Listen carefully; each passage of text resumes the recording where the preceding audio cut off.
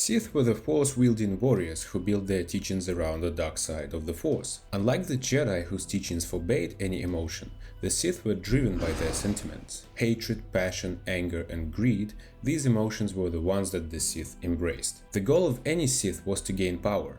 Their lust for power was so strong that they were ready to sacrifice anything they could to gain it, even if it meant to destroy countless lives. In today's video, we'll dive into random Sith life and see how it was like to be a Sith Lord. Let's begin. Our today's hero is called Darth Lamo.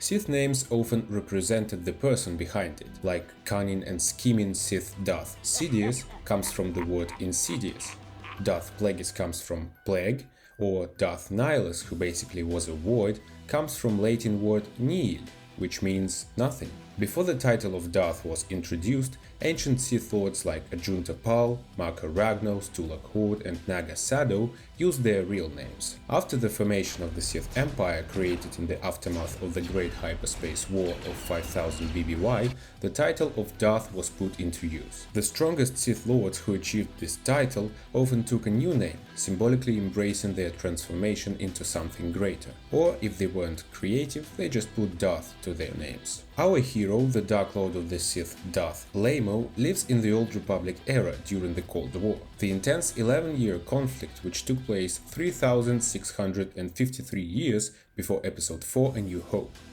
Why is this the best period for a Sith to live? Well, the Sith Empire has just flawlessly won the previous conflict, the Great Galactic War, and is now thriving. The rule of two doesn't exist yet, there is an entire Sith Order with many powerful Sith Lords, the Imperial military is stronger than ever before, and the Jedi Order is heavily damaged. For the most part, the galaxy belongs to the Sith Empire, and our hero, Darth Lamo, is somewhere there, fighting in the name of the Empire. But to become this powerful, he had to work hard and survive the harsh trials. Sith training began in the Sith Academy on the planet of Korriban. This sandy planet was the original homeworld of the Sith species and the sacred planet for the Sith Order, housing the tombs for many ancient and powerful Dark Lords of the Sith, and containing immense dark side power. In the Empire, to become Sith is an honor and privilege. Many families groomed potential Sith from infancy. Other families hid their child's force sensitivity to protect them from the harsh Sith trials. These children were ultimately dragged from their homes,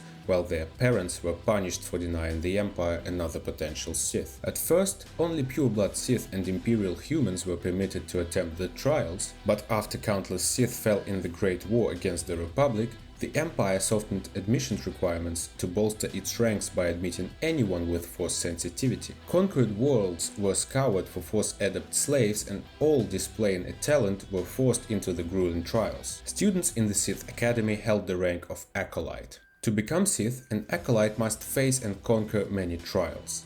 Each challenge tests combat skills, overall intelligence, talent with the dark side, and knowledge of the Sith Code. These trials could be conducted anywhere on Korriban, from the Sith Academy building to the dangerous tombs of ancient Sith Lords. Acolytes were divided into groups. In the previous video about the life of a clone trooper, we discovered that clone cadets were also divided into groups to learn teamwork and cooperation. But in the Sith Academy, the purpose was different. Acolytes were grouped only to compete with each other, to try to survive cutthroat Sith environment, to prove themselves stronger and more capable than other students. Each group was led by an overseer. They were like teachers in kindergarten and were tasked with rooting out the weak and molding the next great Sith who will lead the Empire to glory. Brutality was only one way an overseer shaped Sith acolytes. Some overseers planted seeds of deception, showering weaker acolytes with praise to urge another student to strike them down. Others dispatched acolytes on impossible tasks in the deadly tombs or hostile wastes of Korriban. Overseers demanded nothing short of perfection from their class of students, so acolytes quickly learned the cost of failure. There were no rules for the means by which an acolyte triumphs, except for one. The acolytes were not allowed to openly kill each other, especially in the academy. However, when competitors weren't in sight of an overseer, it was a bloodbath. The more creative and ruthless the victory, the better chances an acolyte has of becoming Sith. To attain the rank of Sith, acolytes must become the apprentice of a Sith Lord and offer their lives to their new master's bidding. Sith Lords seeking an apprentice closely watched the new crop of acolytes. They were quick to claim the most powerful students, while some Sith Lords even intervened in an acolyte's training to groom the perfect servant. Finally, after conquering the trials and being taken as an apprentice, the acolyte becomes a Sith, the most powerful, respected and feared being in all of the Empire. While Sith relied heavily on the strength of the Force for their power, their approach to combat was very pragmatic, and they had no compunction about heavy armor or cybernetic augmentations. In fact, Sith often favored such dangerous and experimental technologies with the goal of imbuing themselves with greater physical strength and fortitude. For example, Darth Scotia replaced more than half of his body with cybernetic machinery, including his right eye and many neurotransmitters. Some Sith preferred standard ropes to armor. Such warriors had more agility and speed but were vulnerable to blaster fire. While the main weapon of Sith was the Force, they wouldn't have been able to become so deadly without a lightsaber. For the most part, Sith preferred to use one single-bladed red lightsaber. However, some wielded two lightsabers, or even a double-bladed lightsaber. If you see a red lightsaber ignite during the battle and you fight for the Republic, say your prayers. It's most likely that you are done. Many Sith of that time liked to wear masks or helmets.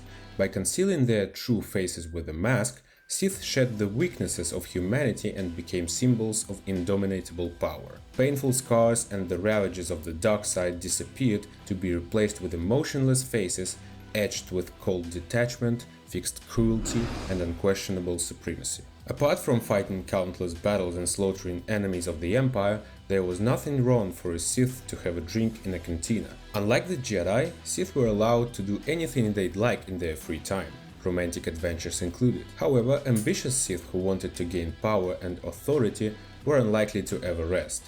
They spent their time meditating, training, and seeking opportunities for greater strength and power. Sith represented the strength of the Imperial military. They were regarded as the most feared and powerful beings in the galaxy. Sith commanded unquestioning respect and authority, and under their command, the state known as the Sith Empire made the galaxy and the Republic tremble. Hope you enjoyed this episode of What If You Would Become Someone for One Day. leave a like if you did and write in the comments what shoes do you want to try on next. Thank you very much for watching, and I'll see you soon in the next video. See ya!